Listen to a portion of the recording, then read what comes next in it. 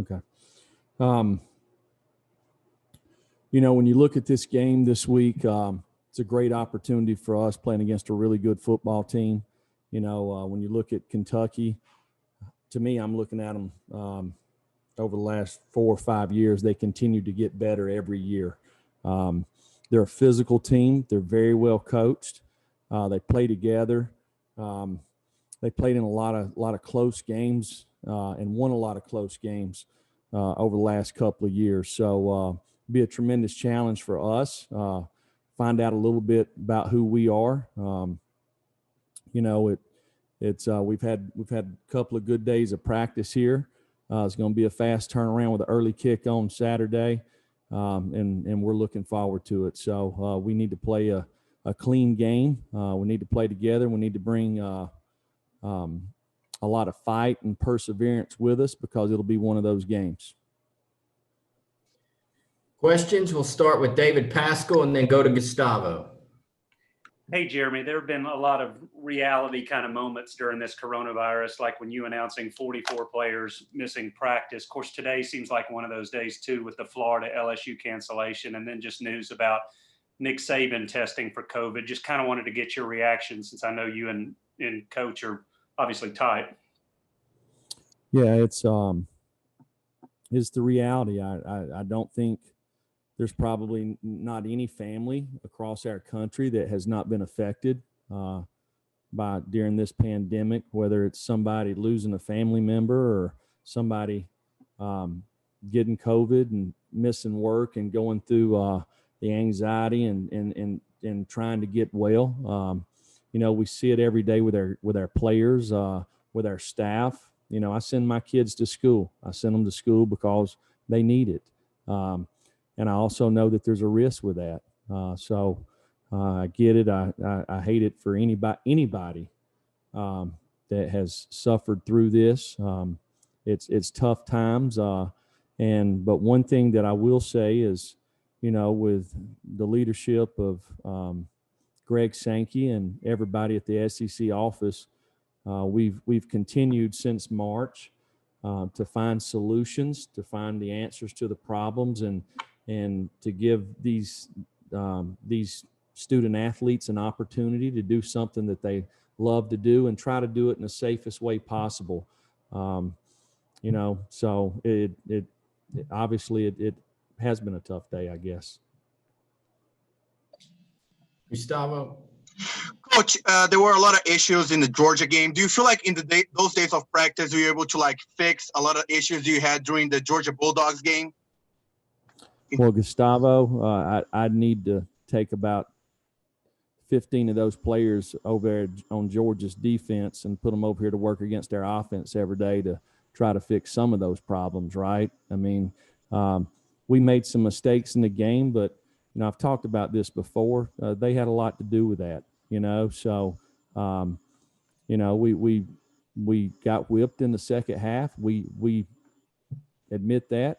And we got to find a way to fix it. And I feel like we got people in our program that, again, are trying to find the solutions to our issues, and we're going to work hard to fix them.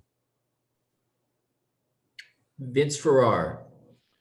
Jeremy, I know there are a lot of variables to this, and every team is probably very different. But with this year's team, how much of a feel do you have during the week or even in pregame as to how well your team is going to play and maybe, mentally how dialed in they're going to be? Well, the reality of it is, we take a test tomorrow, which will be our third one of the week. And the kids work really hard to get prepared all during the week at every school, right? But until that third test comes back negative, these guys don't know if they're going to be able to play or not. So there's just a lot of anxiety that not only through our program but every program, So it's something that we understand. I feel like that our team has handled it in a very positive way, and we've got to continue to do that. Patrick Brown. Jeremy, it looks like Tyler Barron is playing a lot for you guys on early downs. What has he done to sort of get that role, and what do you guys like to see from him moving forward? Well, Tyler's a smart kid, has really good size, has good athleticism. He works hard at practice. He's got some toughness to him, so he's a guy that got to practice most of fall camp, so he took advantage of it. And he knows that he's got to continue to work hard to improve, and he's working hard to do that every day. Any other questions? Blake Topmeyer. Yeah, Jeremy, with all this going around at different schools this week, I wanted to check. I mean, what is the situation within your team? I know it's been pretty smooth sailing since the season started for the COVID test, but I mean, what's the situation within your program right now? Well, we've had no negative tests for I think 3 weeks now. But as you can see, it can change in one day. I think our players and our staff and everybody in our program is working hard to, follow the CDC guidelines and wear your mask. And, but again, when you go home at night and, I got a 3 and a 5-year-old that are at school and they're wearing their masks, but, they also possibly take it off some during the day too. So, I understand that, but it's something that I think all of us have to make a choice and, decide what we think is best moving forward. Trey Wallace. Jeremy, can you talk about the progression, if there has been, from J.J. Peterson from fall camp until now? And is he still in the rotation at outside linebacker? No, he's not. JJ is taking a couple of weeks away from the team. So he's not been with us for a couple of weeks. Dan Harrelson. Coach, you mentioned Kentucky the last 4 or 5 years as they continue to get better as a program. Talk about offense coordinator Eddie Gran. He's a guy that's brought a lot of success to that program. Of course, he's had a long and good career in the Southeastern Conference. Yeah, well, the first thing that, when you look at an Eddie Gran offense is just the physicality. They're committed to running the football, and they've had success running it against everybody.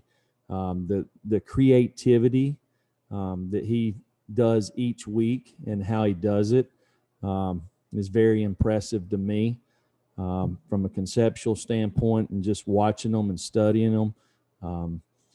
So it's a huge challenge for us, but I think Eddie does a phenomenal job. Back to Vince Ferrara. Coach, you talked a little bit about their defense and their physicality there as well. What else about Kentucky's defense presents challenges? They've turned teams over, things like that. But what else do you see in their defense that could be a challenge for you guys?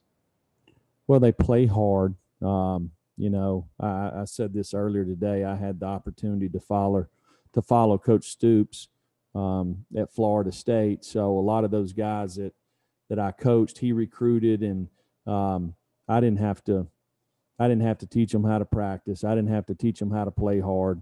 They were tough. They were physical. They really good at fundamentals, and you can see it with his Kentucky teams. They give you a lot of different looks. They've recruited big, long athletes, guys that have really good ball skills. They play together, give you a lot of different looks. So they create issues. All right, last question, Gustavo. Let's go Gustavo, then Mike Wilson to finish. Right. There were a lot of talk about Caden Mays. He's been playing a couple of games. What do you see his, development playing for you? I'm sorry. What'd you say the last part, Gustavo? What'd I say? No, about Caden Mays. No, how's he been developing? Yeah, well, Cade is a guy that really could play every position on the offensive line. He played right tackle against Missouri and a little bit of right guard. Obviously, we've had little bit of injury bug up front on the offensive line. So to get the right combination up there, he played right guard against Georgia. We'll continue to work him at right tackle and right guard as we go through the season. Jeremy, are you expecting JJ Peterson back with your team at some point then? And is there an explanation for him stepping aside for a couple weeks? No, I don't think I want to comment on that. When it's something that JJ wanted to do, and me and him talked and had a really good talk about it. So that'll be between me and him. But you do expect him back? Well, we'll see. We'll see. Okay, thank you. All right. Thank y'all very much. Okay. Thank you.